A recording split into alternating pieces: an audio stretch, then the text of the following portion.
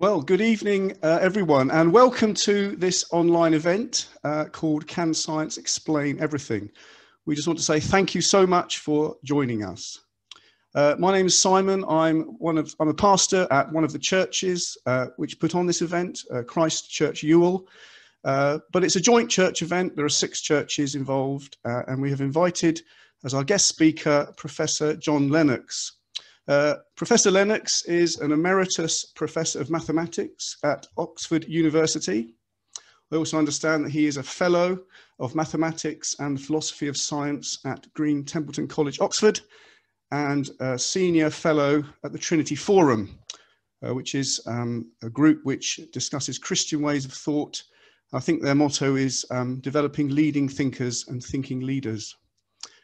He's internationally renowned as a speaker on the interface of science, philosophy and religion, has debated with leading atheist professors such as Richard Dawkins, I think 3 times, and the late Christopher Hitchens twice. And he's the author of many books. A bit later on, you'll see some of the titles that John has written. I've actually read the penultimate one, which is here, Where is God in the Coronavirus World? I admit it's one of the thinner ones, but that came out in April, and we passed it around our church and to various people in our neighbourhood. So welcome, Professor. If you'd just like to say a quick hello. Well, thank you very much. I'm delighted to be with you, and thanks to all the churches involved in this. Yeah, we're delighted to have you, Professor. Just a very brief outline of the evening.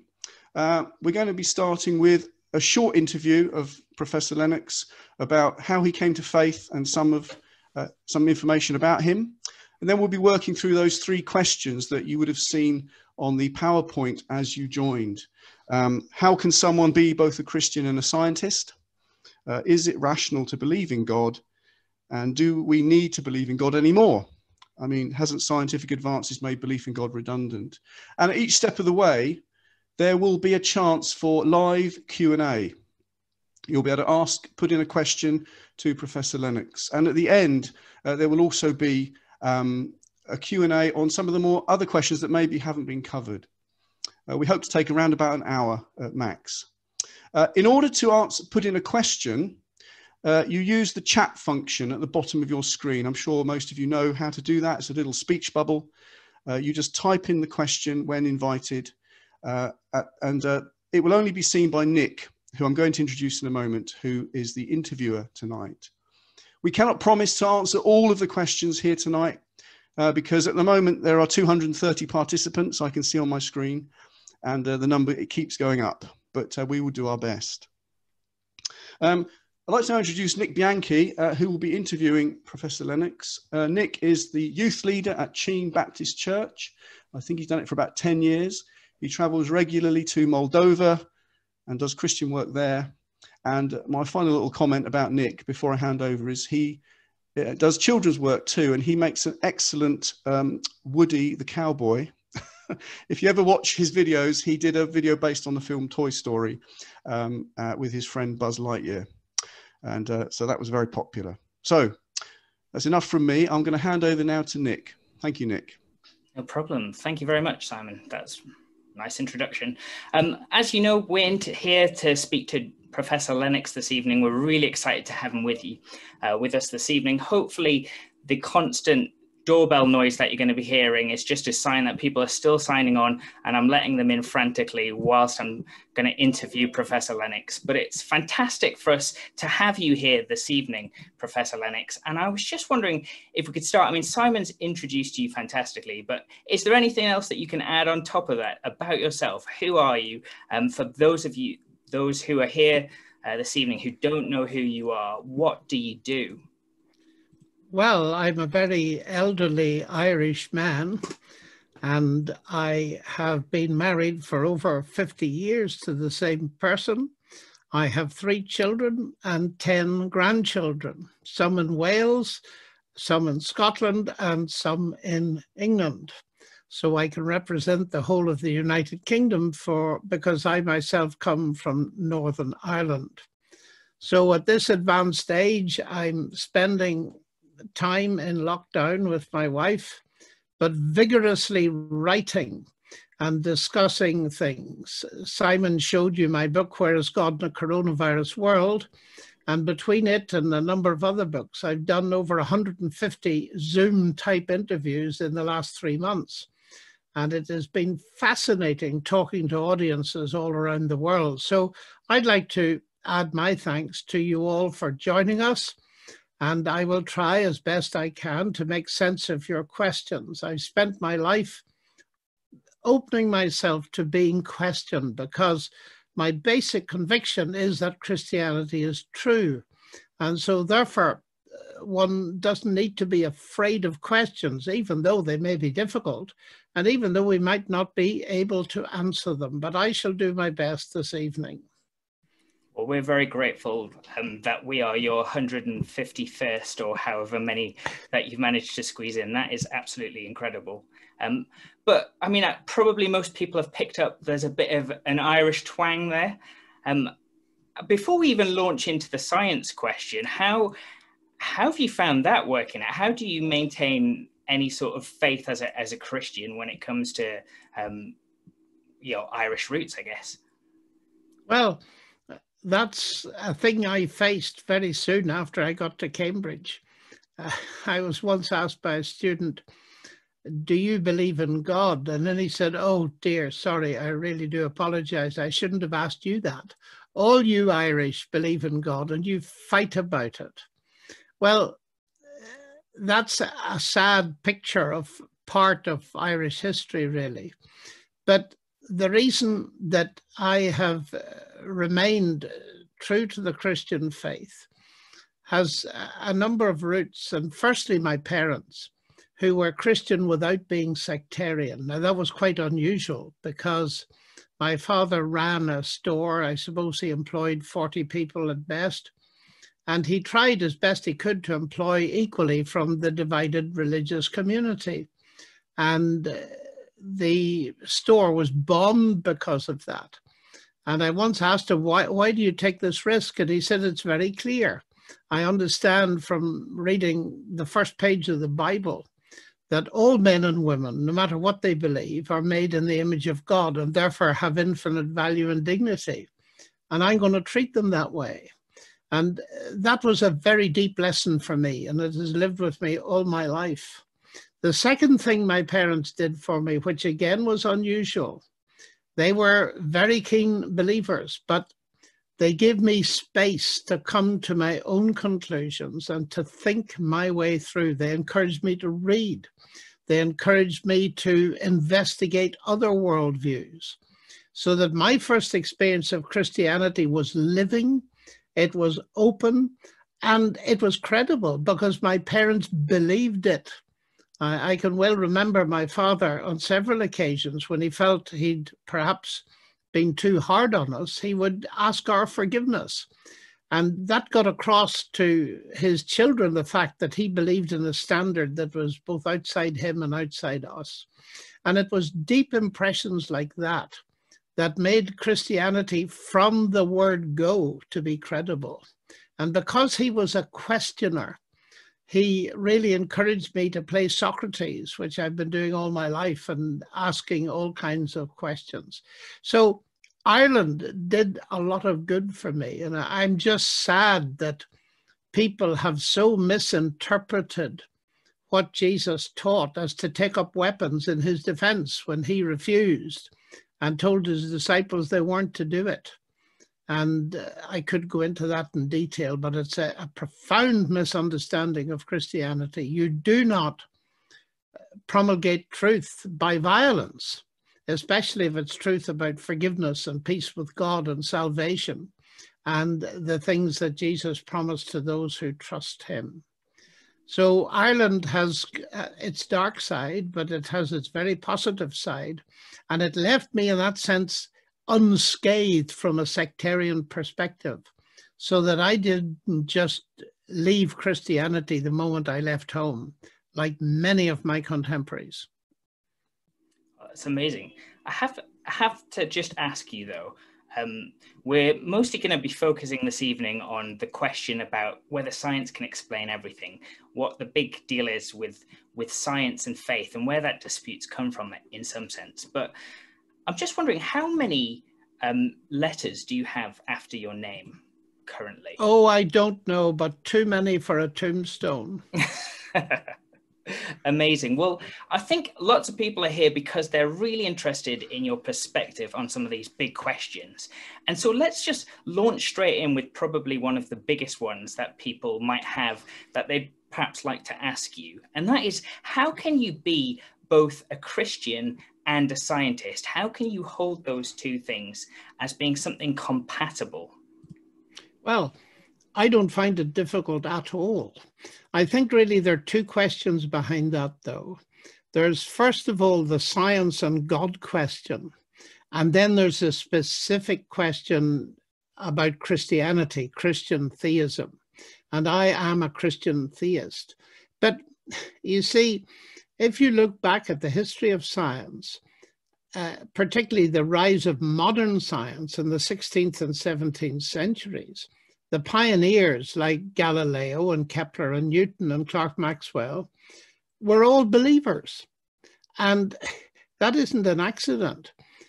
C.S. Lewis put it beautifully when he said, men became scientific because they expected law in nature, and they expected law in nature because they believed in a lawgiver.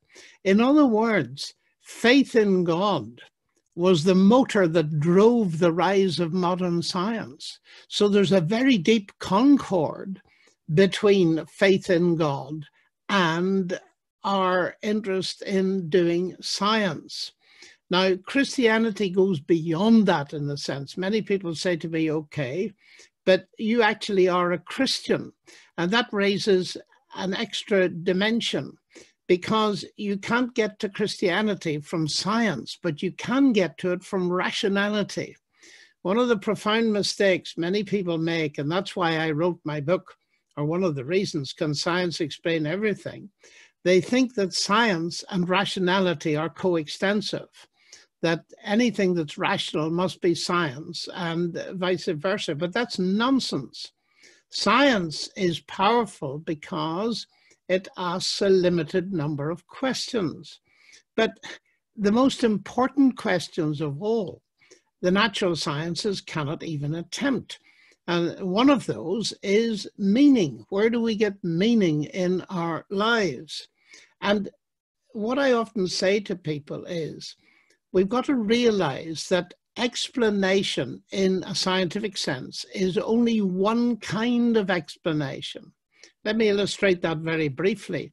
Why is the water boiling? Well, because heat is being transmitted through the base of the kettle and is agitating molecules of water. That's why it's boiling.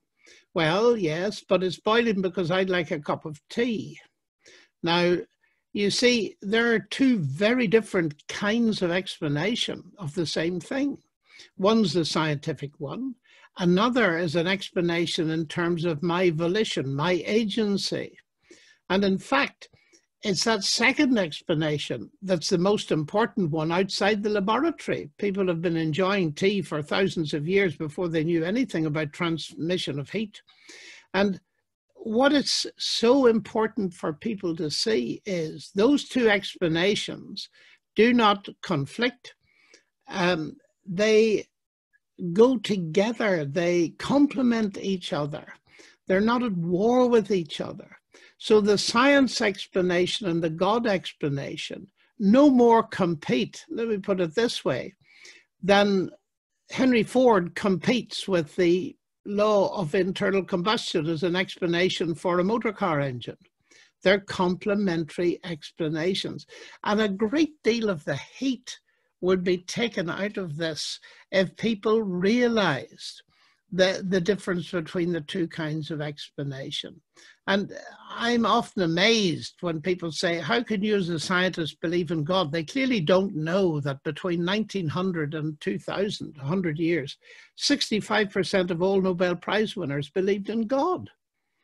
There is a deep concord. So I'm not embarrassed about being a Christian and a believer in God and a practicing scientist. Now, Christianity adds other questions, because one of the central reasons I'm a Christian, is I believe as a scientist, as a rational person, that Jesus rose from the dead. And some of the people watching us might want to ask questions. How is that possible? Hasn't science proved that miracles can't exist? And I deal with that in the book. But that's my first approach to that question. That's really helpful, thank you. And I think, again, I just want to highlight to everybody who's listening at the moment, there is a chat function at the bottom of your screen, and you can type me a question under the Q&A, and we'd love to filter some of those questions to Professor Lennox. So, Professor Lennox, already somebody's asked the question, how can Christian scientists contradict the ways of the Christian church? I don't understand the question. Yeah, we might need some clarification from the person who asked that question. So if they could come back to us, and we'll try and expand that question a little bit more. Yeah, if you guys could just make sure your questions are nice and clear when you ask them, that'd be really helpful. But Professor Lennox, obviously you're an expert in your field.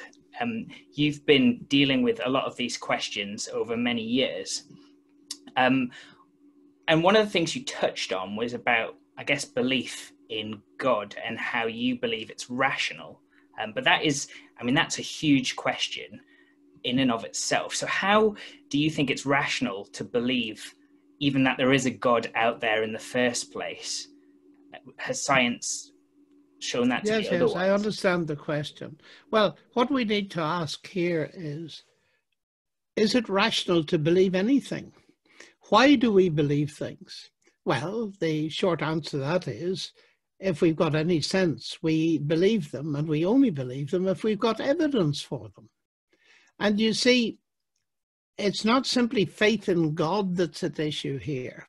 It's faith in lots of other things. Some people might believe that England's going to win the World Cup, and you can ask them, well, what are the grounds for your faith? So if we ask the faith question, there are two things here. First, we say faith in what? What are you talking about? Because the trouble is, in English and in other languages, the word faith has two meanings.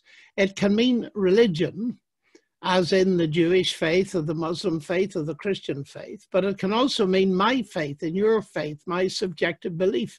And in most conversations, those get mixed. So when people talk to me about faith, I say faith in what? What are you actually talking about? Now, is it rational to believe in God? Well, first of all, are there any grounds for believing in God? And I think that there are, because the whole of the successes of the scientific endeavor give me very strong grounds for believing in God.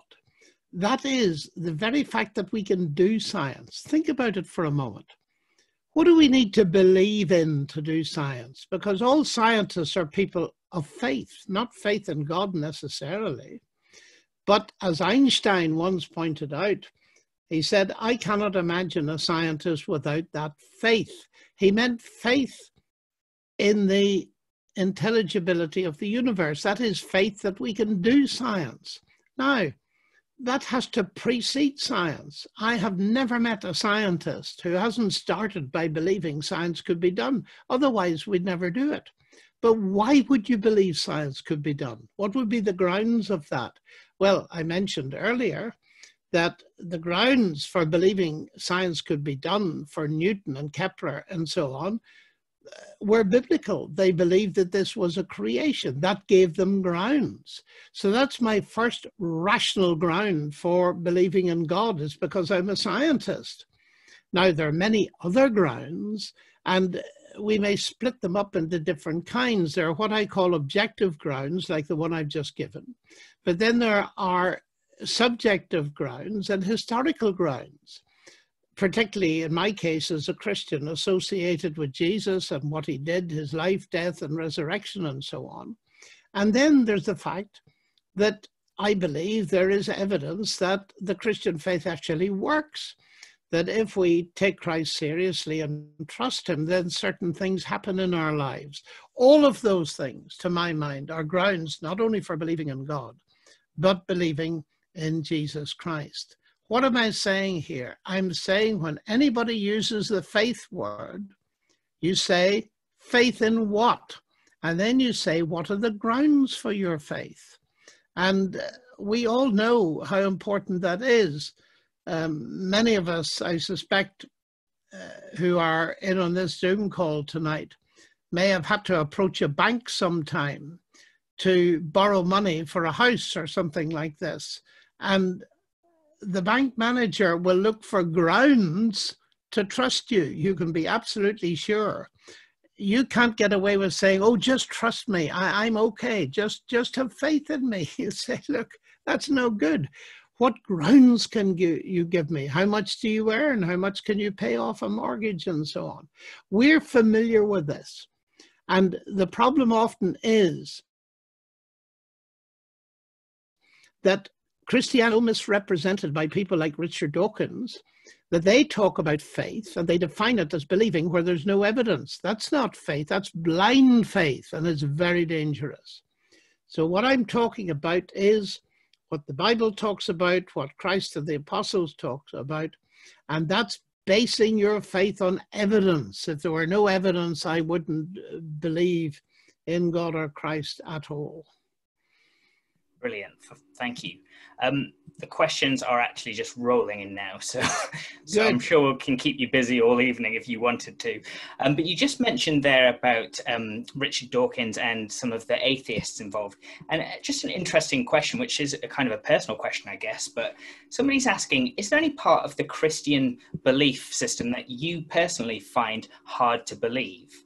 Or any part, perhaps, of the atheist arguments that you find compelling? Well, I haven't found atheism particularly compelling. I found Christianity very compelling, but the hardest question that both face is the problem of suffering and evil. That's the really hard question. And I feel the atheist solution doesn't work, but I understand why people in the face of horrific suffering turn to atheism. Some of them have had such horrific experiences, but I don't think that's an ultimate solution. We could go into that, and I have gone into it in some of my books. The Christian solution is a very deep one, and it tells us about a God who suffered, which is a very difficult concept to get your head around, and it points to a cross.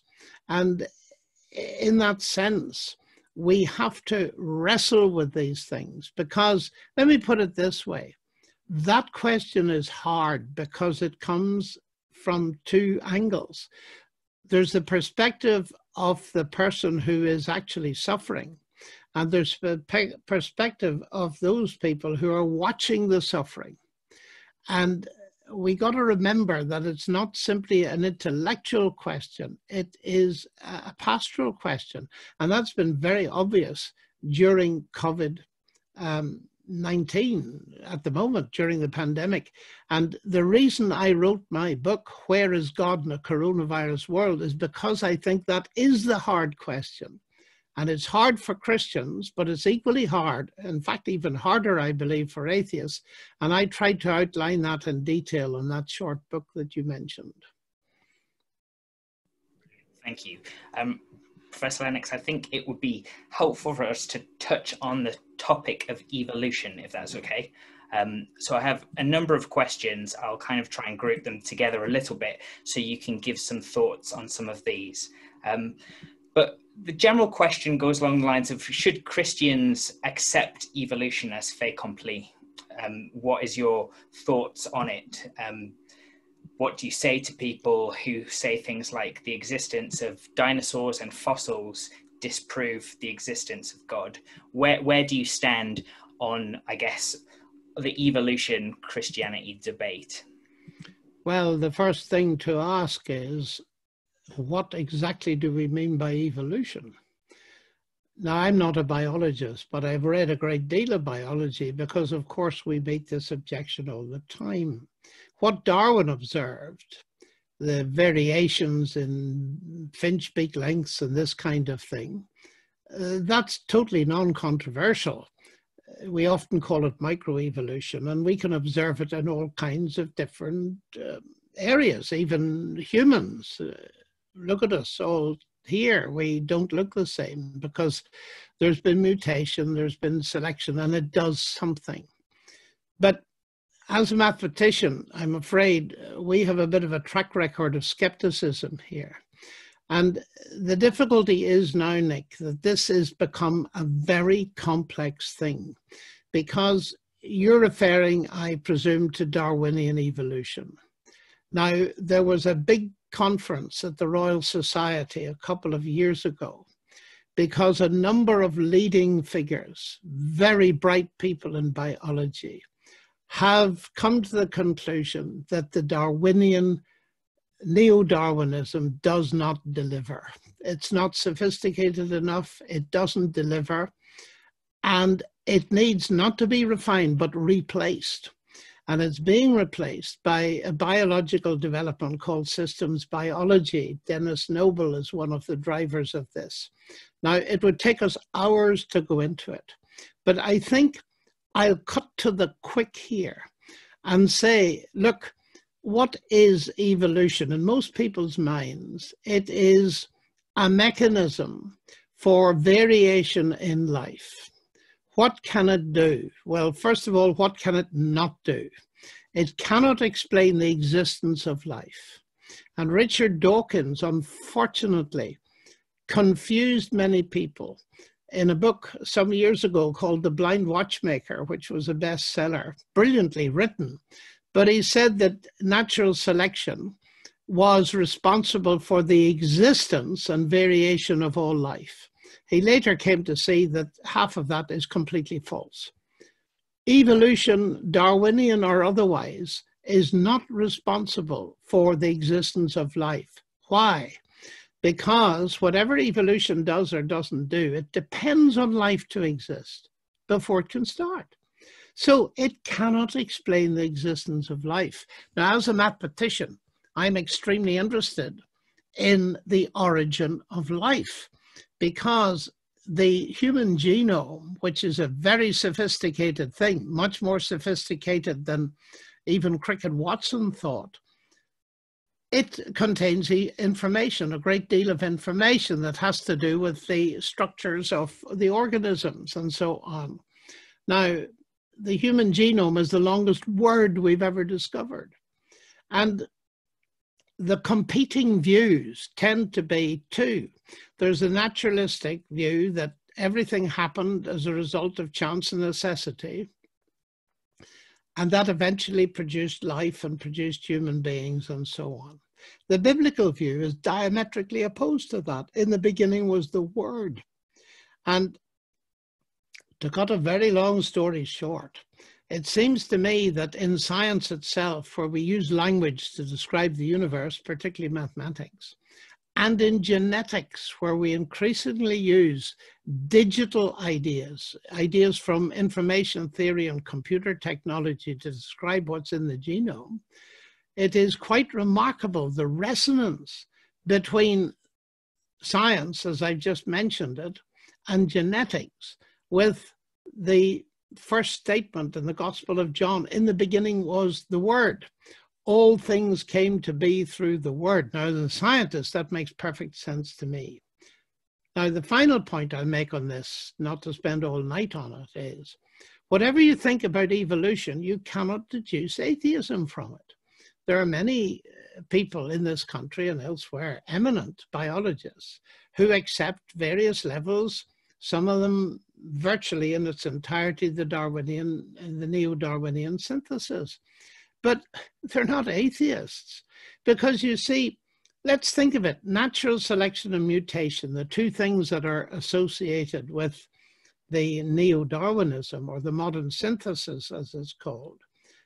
Let's suppose they do something, which they do. Is the existence of a mechanism that does something evidence against the existence of a God? Of course not. Of course not. they're in different categories. You're confusing two categories. So whatever you think of evolution, you can't deduce atheism from it. Now the question, how much weight can mutation and natural selection bear? That's a scientific question, and it's much more complicated. And all I would say to you now is, I wrote a book 10 years ago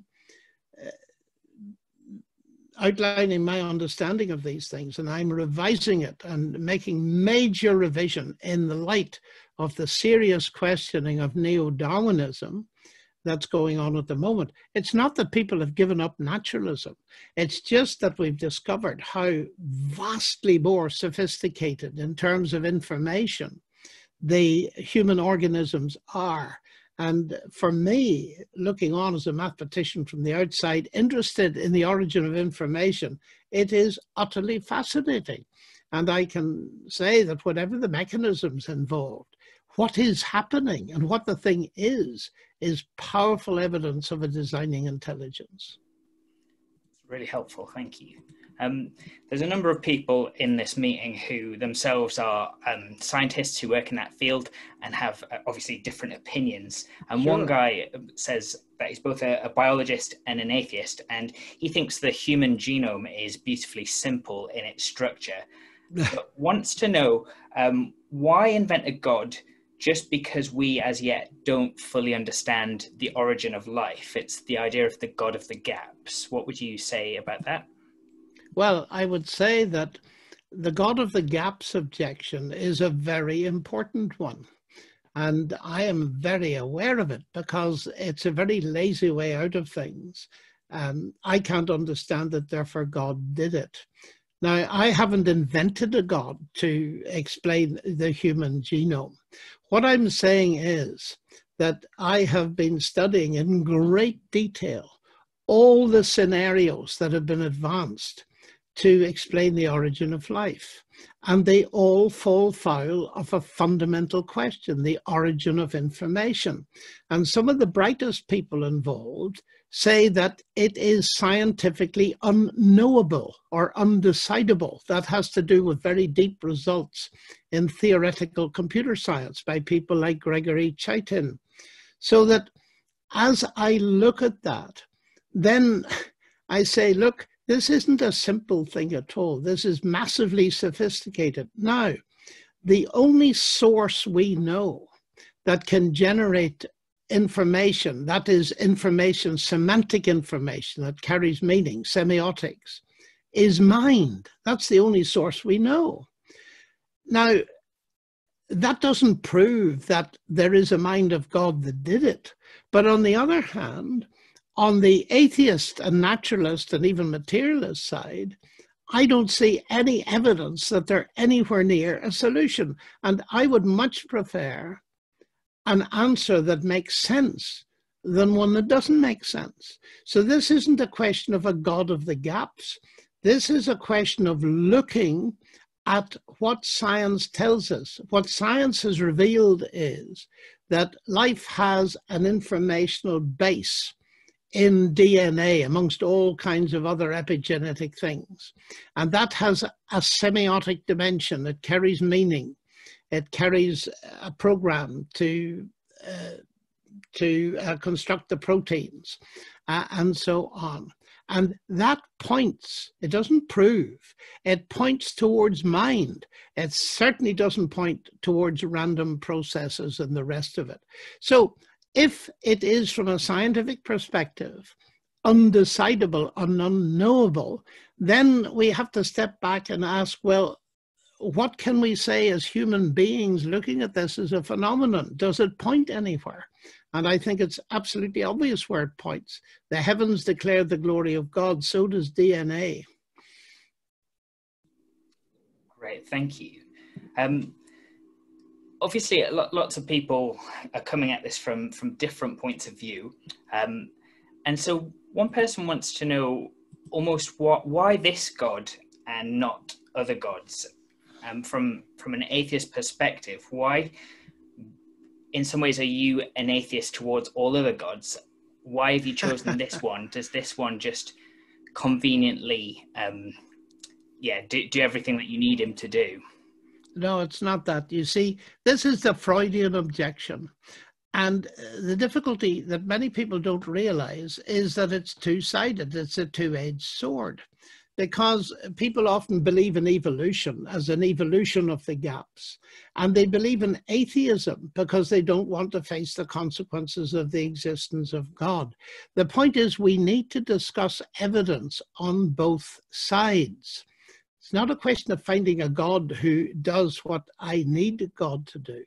It's a question of seeing whether there is any strong evidence for the existence of God himself. But the question is extremely important. Often when I've given a lecture on science and God, somebody will say, but you're a Christian. I can see that you can read off some evidence for a designing intelligence, but why Christianity? And that is a perfectly valid question. You have to go beyond science for that. There are two other rational, let me emphasize, disciplines. First of all, there is the discipline of history. And secondly, what I'll refer to as psychology, human experience. Now, Christianity is tied into history, and we can get at history. And it is amazing what people, even atheists and agnostics, have concluded about the reliability and authenticity of the statements about Jesus that we read in the New Testament. And therefore, I investigate starting there. Why do I do that? Well, because historically, Christianity has made a remarkable dent. Well, dent is not the right word. It has left a colossal legacy in our world. Where did our universities come from?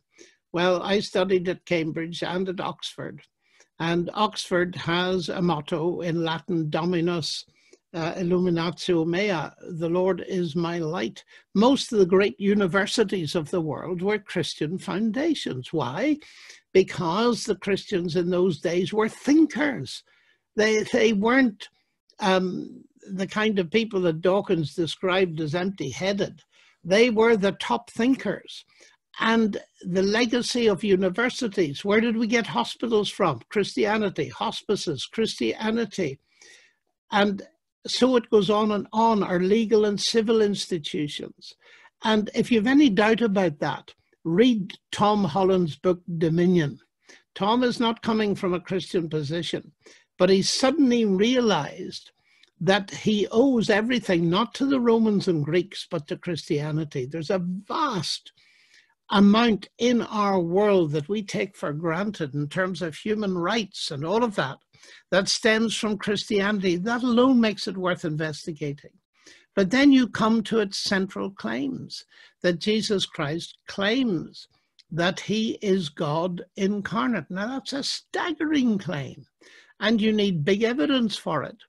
And I believe that evidence exists. Now, I haven't time on a program like this to go into it in the detail, but if you really want to know what I think about it, it's in many of my books, because I feel it's important to show that there are rational grounds for it. So I came to believe that Jesus rose from the dead and that he's the Son of God. But not only that, one of the biggest evidence to me that makes me a Christian is that Jesus Christ offers me something that no other philosophy or religion does. There's no competition. He doesn't compete with anybody else, because nobody else offers me forgiveness, peace with God, a certain hope for the future, a power to live my life, and all of that. And I know it's real. You see, let me put it this way. I work a lot with students and have done all my life. And many a time I've met a student who's at her wit's end, and then perhaps see them 6 months later and they're radiant. And I say, what's happened to you? And they might say, well, I became a Christian, or I met Jesus, or I was born again, or whatever. But you discover that drug addiction's gone. There's bread on the table instead of alcohol. There's new relationships. There's getting it all together. And when you see that again and again and again associated with trust in Christ, you add 2 and 2 and you get 4. And the ultimate reason why I'm a Christian is not only intellectual, but it's because it works, because it's real. And in my family, with my wife and my children, we find the integrating factor in our lives is that we got a reference point that's outside all of us, to which we can refer. We've got a living Lord. God is not a theory, he's a person. And all of those things. And let me put it this way, it's a cumulative argument. We could go into any of these things in particular. And of course, you've got to decide. Not all religions can say the same thing. Their own proponents say that. I can illustrate that easily for you.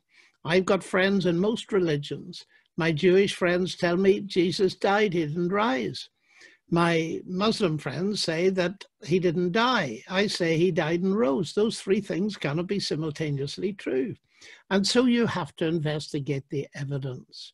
So what I'm saying is my transition, if you like, or transition from theism, believing that there is a God, to Christianity is evidence-based. But it's evidence that's much wider than anything that the natural sciences can deliver. Thank you. I'm just going to push you slightly on that, just to ask you for a little bit more. One question that we've had is, it's very similar to what you've just sort of said, but this idea of how much of your Christian faith is based on purely intellectual analysis, and how much has your personal experiences contributed to what you think about Christianity? How could you possibly answer that? If you see somebody with their boyfriend or girlfriend or whatever and say how much of your relationship depends on emotion or intellect, it's a mixture of both. We are persons. That was the point I was making when I said God is a person. They reinforce each other. I respond to God and to Christ as to persons. And a lot of that response has to do with the mind, a lot has to do with the heart. But you see, the emotions are connected deeply with the mind, that they're not separate. You watch what happens when a friend of yours gets a love letter. They're reading it, they're using their mind, but it's going to affect their emotions. So it's impossible to answer that question. And I'm not really sure if I could answer it, how it would help anyway. I think perhaps the reason it's asked is that there is a danger in emotionalism, that is driving up the emotions without a rational base. And there is also a problem with the exact opposite, when everything is purely intellectual and there's no response, there's no warmth, there's no positive concern for other people proceeding from what one believes. Brilliant, thank you. Just, I guess, to expand on this a little bit more, a question from a biology teacher who wants to know, you've just been talking about basically relationship and how for you faith is relationship, but the biology teacher wants to know, how can you love a God who created such an imperfect world? So people thank God for salvation, but by thanking him, are we ignoring that he caused these imperfections and the world to be the way it is, I guess?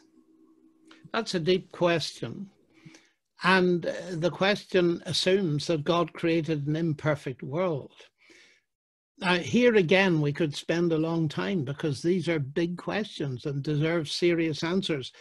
I have spent a little bit of time in my Where is God in a Coronavirus World on this. I've spent even more time in my book, Gunning for God, on this question, because it's a deep question. It raises the whole business of evil, suffering, viruses, and all this kind of stuff. According to Genesis, God created a perfect world, but something went wrong. There's been an explosion. There's been an invasion of evil. Now, to deal with that in detail and make it credible would take a very long time. But I find it's worth having a look if you want to. And let me just talk to the biology teacher. Have a look at C.S. Lewis and what he has to say about this. The biblical view of the entry of evil into the world and the damage that has been done is the only one to my mind that makes real sense, although I still have many questions about it. I don't claim to understand it all. Thank you.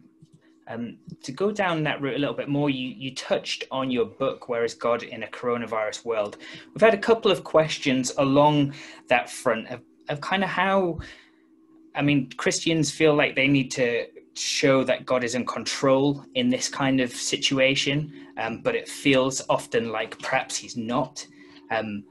Some people want a kind of a flavor of your book. What does it say? And other people are kind of asking, well, you know, this world is a bit of a mess. It was 2,000 years ago when God sent his son. So why isn't he sending his son now if we're seemingly in such a big mess at the moment?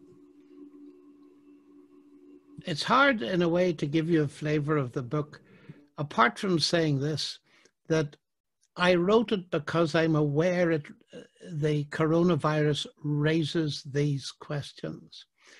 And what I tried to do in it is to look at the problem through different lenses.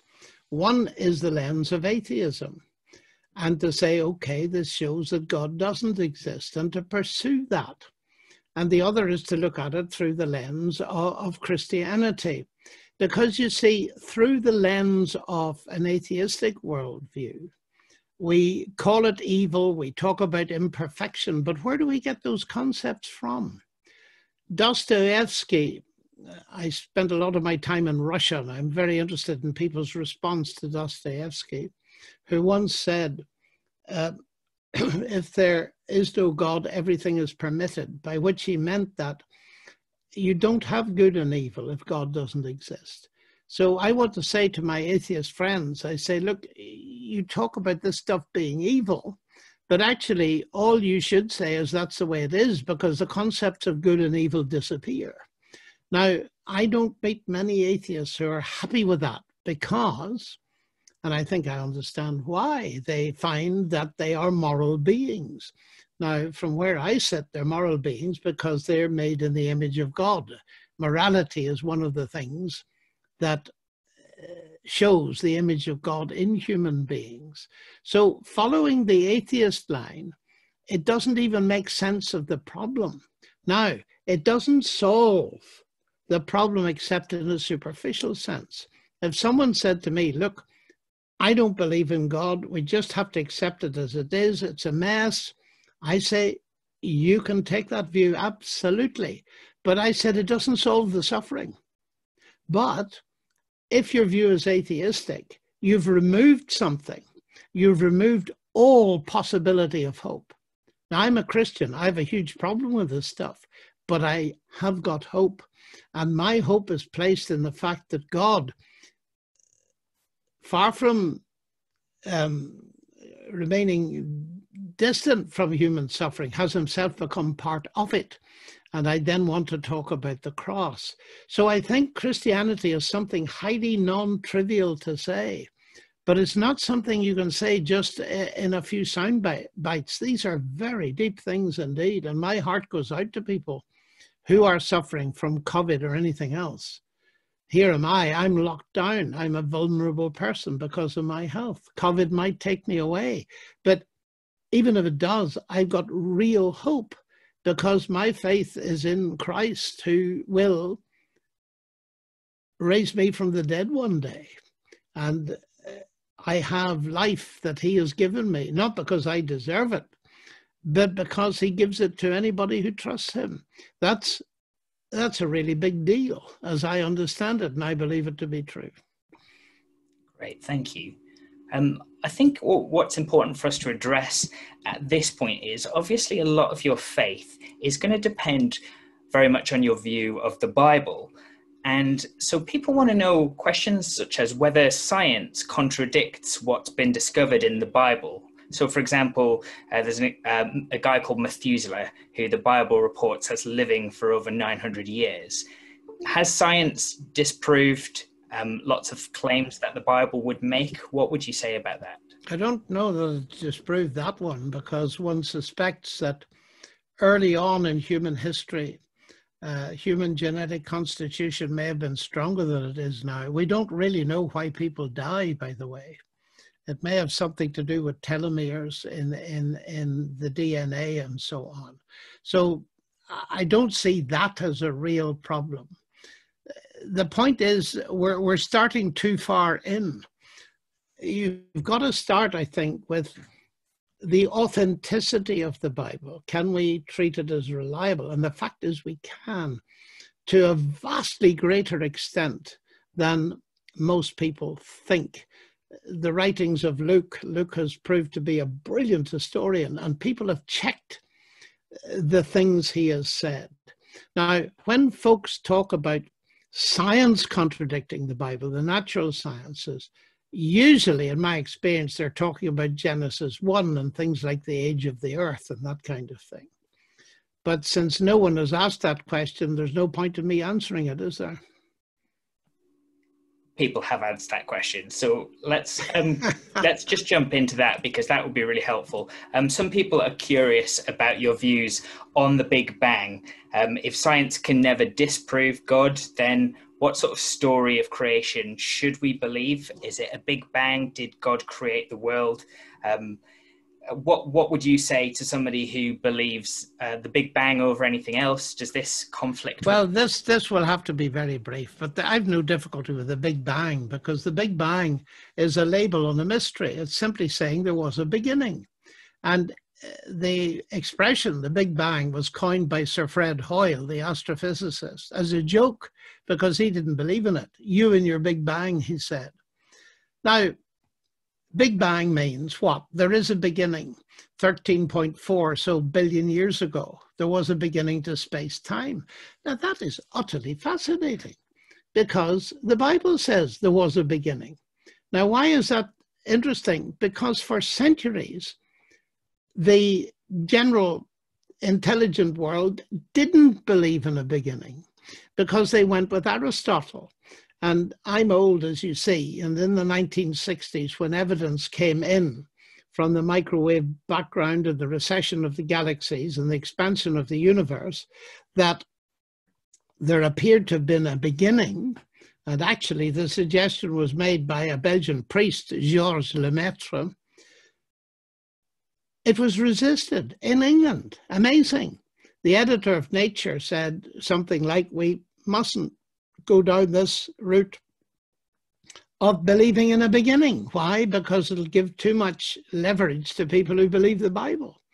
One of the biggest results in astrophysics in the 20th century was initially resisted by the Academy in England because it confirmed the Bible. Now, I think that is absolutely astonishing. Here we live at a time when science in general confirms the fact that there was a beginning to space-time. That's point number one.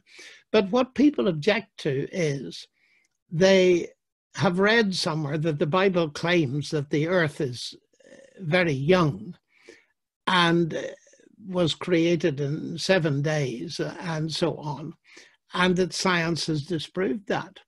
Well, it looks like that until you read it really carefully. And let me give you the very short answer to this. I've written a whole book on this topic, by the way. 7 days that divide the world, for those of you who want to follow a pretty detailed outline of thinking on the Genesis story and science. But the simplest thing to say is this. The initial statement in the Bible is, in the beginning, God created the heavens and the earth. There then follows a sequence of days. Each of them begins with the phrase, and God said, and God said, and God said, and God said. Now, the interesting thing is that the first two statements in Genesis are written in one Hebrew past tense, and the sequence of days in another Hebrew past tense. And I have asked Hebrew experts, and they tell me that the first tense of the initial statement in the beginning is telling you that these events occurred at an indefinite time before what follows. So when did the creation begin according to Genesis? At an indefinite time before the sequence of days. So when was that? It doesn't say. So I haven't the slightest difficulty in going along with the astrophysicists who say it's 13.4 billion years. It may be a bit more, it may be a bit less, it may be a lot more, it may be a lot less. But the crucial fact is there was a beginning. It's that it happened rather than when it happened that's very important. But Genesis is so careful in its grammar that it leaves open all kinds of possibilities. No matter what you believe about the days, that doesn't prove that the earth is necessarily young. And there goes one of the objections that so many people unnecessarily make.